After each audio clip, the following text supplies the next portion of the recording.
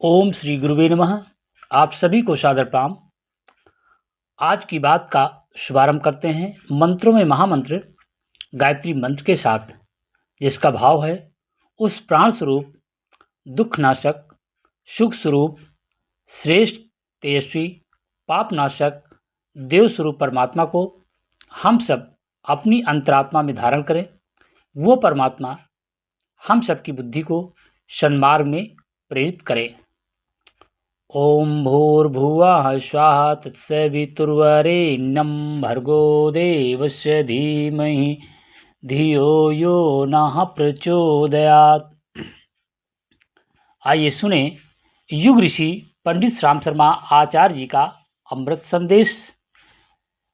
साधक की डायरी नामक प्रकरण से आज का विषय है ईश्वरीय सृष्टि का विधि विधान।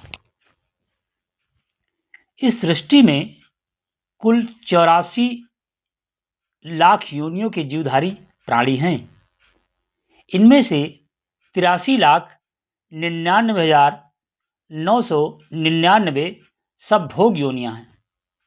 मात्र 84वीं लाख मनुष्य योनि ही कर्म योनि है, जिसको ईश्वर ने सभी प्रतिभाओं यानी गुणों से सुसज्जित कर विवेक बुद्धि द्वारा अच्छे व बुरे कर्म का ज्ञान देकर मनुष्य को सृष्टि का मुकुटमणि, ज्येष्ठ पुत्र, राजकुमार की उपमा देकर अलंकृत किया है और मनुष्य से ये आशा की है कि वो इस सृष्टि को सुंदर व सुरम्य बनाए रखने में अपनी भूमिका निभाता रहेगा।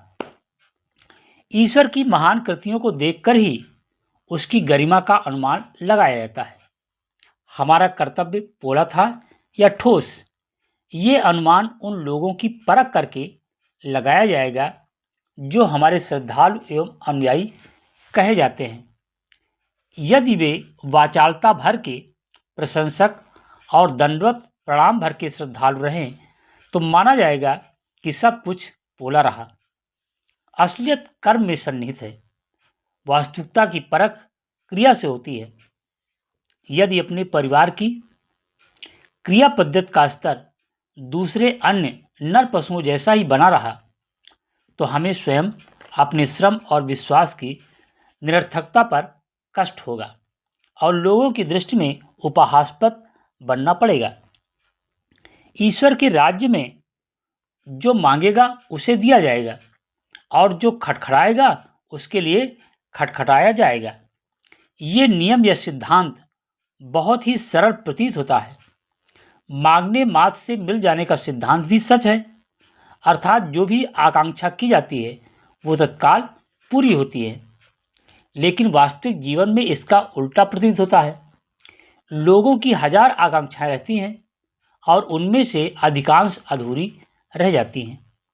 ये देखते हुए सहज ही लगने लगता है कि ये सिद्धांत गलत है, किंतु 1000 बार ऋषियों और मनीषियों ने कहा है कि प्रार्थना कभी निष्फल नहीं जाती, वो अवश्य पूर्ण होती है।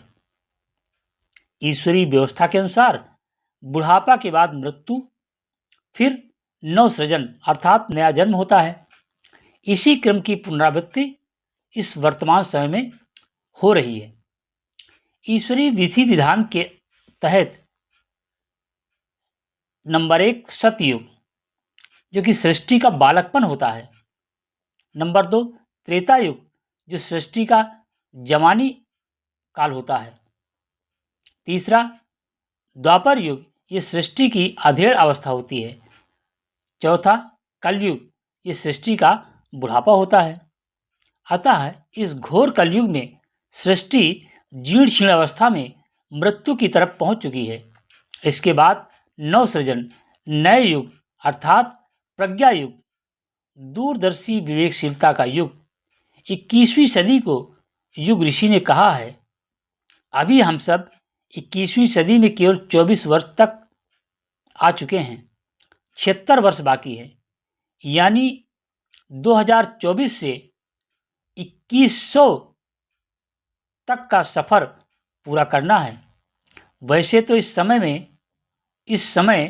हो रहे युग परिवर्तन को हर जनमानस भली भांति अनुभव कर रहा है, पर 2026 के बाद और ज़्यादा परिवर्तन अनुभव कर पाएंगे। वैसे युग परिवर्तन सृष्टि का सतत होने वाला परिवर्तन है जो 2100 के बाद भी चलता ही रहेगा। ये सृष्टि पंच महाभूत से निर्मित है, जिसे 5 यौगिक तत्व भी कहते हैं, यथा मिट्टी, जल, अग्नि, आकाश, वायु आदि। ये पंच महाभूत तत्व सृष्टि के निर्माण के समय साम्यावस्था में थे, जिससे उस कालखंड को सृष्टि का प्रथम युग, अनादिकाल या आदि युग कहा गया है, जिसमें ईश्वरीय चेतना ने अवतार लेकर सृष्टि का निर्माण किया था। ये प्रथम युग था, आदि युग। आदि युग ही ऐसा था जब सभी पंच महाभूत तत्व सम मात्रा में थे। पृथ्वी पर कोई बीमार नहीं था, किसी भी जीव को कोई रोग नहीं था, जीव जगत में रोग के बारे में कोई जानकारी नहीं थी। आदि युग के अंत में सतयुग का प्रारंभ हुआ। यहीं से पंच महाभूतों का संतुलन बिगड़ने लगा। सृष्टि का द्वितीय युग सतयुग है। इसमें कफ की प्रधानता रही है, अर्थात सृष्टि में जल की अधिकता रही। जीवों और वनस्पतियों के शरीर में भी जल की अधिकता रही। कफ की प्रकृति चिपक कर रहना है, नियंत्रण में रहना है, मर्यादा में रहना है। यही कारण था कि सतयुग के दिनों धरती पर ऐसी ऋषि, संत, मनीषी, महापुरुष आदि स्तर की आत्माएं पैदा हुई थी, जिन्होंने सृष्टि के संतुलन की सबसे बड़ी खोज की। हमारी कलाई में भी कफ की नाड़ी प्रधान स्थान पर थी। आज जहाँ पर वात की नाड़ी है, वहाँ पर कफ की नाड़ी हुआ करती थी। सृष्टि का तृतीय युग त्रेता युग है। इसमें सतयुग का काफ़ी प्रभाव रहा, अर्थात सतोगुण युक्त सात्विक वृत्ति के देवताओं जैसा जीवन जीने वाले मनुष्य थे। मनुष्य ने अपने रहने के लिए घर बनाए, परिवार बसाया, धन और अनाज का संग्रह किया, भोजन पकाने के लिए अग्नि की खोज की। अग्नि के प्रभाव से जल का वाष्पीकरण बढ़ा और कफ की नाड़ी मध्य में परिवर्तित होने लगी। सृष्टि के जीवों और वनस्पतियों में जल की कमी होने लगी और अग्नि अर्थात पित्त बढ़ने से मनुष्यों का स्वभाव भी बदला और कफ नाड़ी मध्य स्थान को चुना और हमारी कलाई में मध्य नाड़ी कफ की हुई। त्रेता युग के अंत तक जीवों व मनुष्यों में राक्षसी वृत्तियों का बोलबाला चरम पर था, जिसके लिए परब्रह्म की अवतार प्रक्रिया के तहत 12 कलाओं के साथ भगवान राम का अवतरण अयोध्या में राजा दशरथ के यहाँ हुआ। सृष्टि का चतुर्थ युग द्वापर युग। संपूर्ण त्रेता युग और द्वापर युग के मध्य तक कफ की नाड़ी मध्य में ही रही।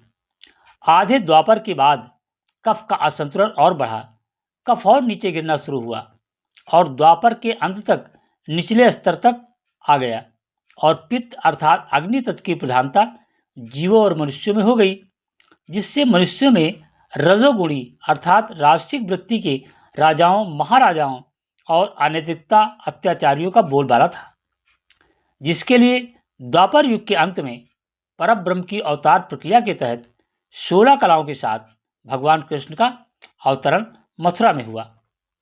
सृष्टि का पंचम युग कलयुग है। कलयुग के आरंभ तक कफ की नाड़ी सबसे कमजोर स्थिति में आ गई। वात ने सबसे ऊंचा स्थान प्राप्त कर लिया, पित्त मध्य में रहा। यही कारण है कि कलयुग में मनुष्य की सभी प्रवृत्तियां जो सतयुग में रही वो सब उल्टा हो गया। कलयुग में तमोगुणी अर्थात तामसिक वृत्ति के असुरों जैसा जीवन यापन करने वाले मनुष्यों का बोलबाला है। आज जो अनाचार, दुराचार, पापाचार, भ्रष्टाचार आदि दिखाई दे रहा है, उसका कारण यही है, जिसके लिए परब्रह्म की अवतार प्रक्रिया के तहत संपूर्ण 24 कलाओं के साथ आवलखेड़ा आगरा जनपद में पंडित रूप किशोर शर्मा जी के यहाँ 20 सितंबर 1911 को भगवान का निष्कलंक प्रज्ञावतार के रूप में श्री राम शर्मा आचार्य जी का अवतरण हो चुका है। ओम शांति। प्यारे मित्रों, ये विशेष संदेश आप सुन रहे थे युग ऋषि का युग परिवर्तन संदेश नामक यूट्यूब चैनल पर।